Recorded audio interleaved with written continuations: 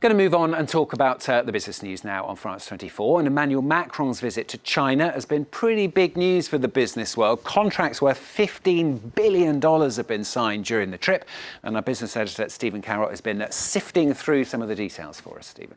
Stuart, they cover a pretty wide range of sectors. You've got nuclear power, agri-food, finance, but that big number, $15.1 billion, we're told all of these agreements add up to, even though we don't have full details of everything that has been signed just yet. Perhaps the biggest development will be for French agri-food businesses who want to export to China. 20 French companies will be certified to sell poultry, beef and pork to the Chinese market.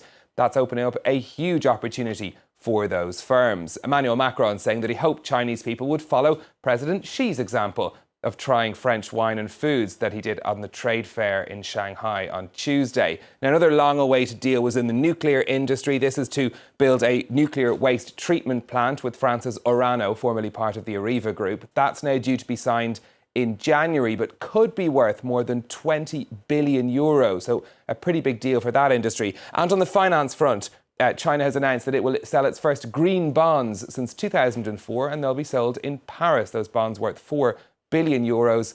Plenty of other deals around as well in the energy and aerospace sectors as well. Well, let's check in on what's happening on the markets for you next. Shares in the French bank Société Générale up over 2% at the open in Paris. Bit of a surprise given that its latest results showed profits had fallen by almost 35% in the last quarter. This is the picture at the open on the European markets. Not much movement to report. In Asia earlier, the US-China trade war was weighing on investors' minds. We had Japanese shares close at their highest level in over a year. That's the second day in a row that we've seen that. A bit of a mixed picture elsewhere, though. Whether or not there's optimism, of course, a deal can be done, being a big issue for investors. Well, back here in France, the Prime Minister, as we've been hearing, set to unveil his proposals on immigration later, which are expected to propose quotas for economic migrants. This as there are more than 200,000 vacant jobs in France, with employers in the hospitality and construction sectors particularly struggling to find qualified candidates. Solange Moujan has the story. Work permit in hand, Dawa Tensing found his chance as a crepe maker. Since April, the Tibetan refugee has been employed in this restaurant in Nantes. Increasing the number of foreigners allowed to work in France is, for his boss, a great idea. There's a major need for workers to bring them over to our sector, to train and to keep them. In this IT company, some 20 engineering and tech consulting jobs remain to be filled for a lack of skilled candidates in France. This executive hopes the reforms will make it easier to find trained workers, for currently hiring foreigners remains complicated. There's a pile of administrative work requesting visas and work permits. You can imagine that the proposed reforms will make it easier for companies like us. But for some of the employees, it's training and specialized skills that are needed more than quotas. Quotas are an alternative solution, but in my opinion, they don't solve the problem, which is perhaps an inability to anticipate new trends. The construction industry in France is notoriously in need of skilled workers.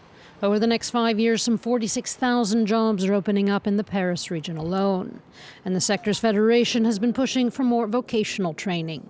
The system of economic quotas doesn't seem, to me, like the short-term solution. It could be useful later, but let's start first by training our unemployed workers. According to the French Unemployment Agency, some 240,000 jobs in the country are still waiting to be filled. Germany's Council of Economic Advisers has slashed its growth forecast for the coming year. The council advises the German Finance Ministry on policy, and it's to present this report to the government later. This as worries mount over a potential recession looming in Europe's largest economy. Now, the German economy contracted slightly in the last official figures we have. That's for the 3 months to the end of June. But the forecast now for 2019 has been slashed from 0.8 to 0.5%.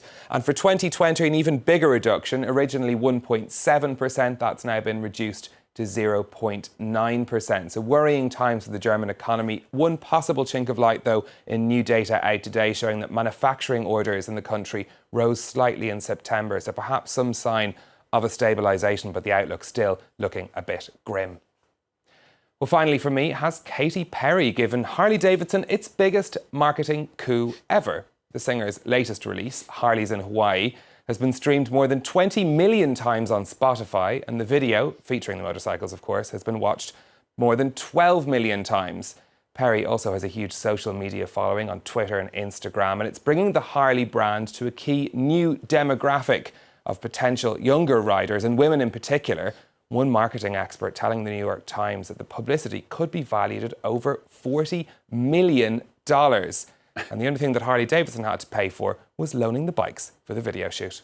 That was all. Do you think they're running out of ideas for songs? I mean, Harley's in Hawaii is the name of the song. Inspired by a trip there with Orlando Bloom. And some Harleys. There you go. OK, well, there you go. Now you know. Stephen Carroll with Business. Thanks very much. Straight on to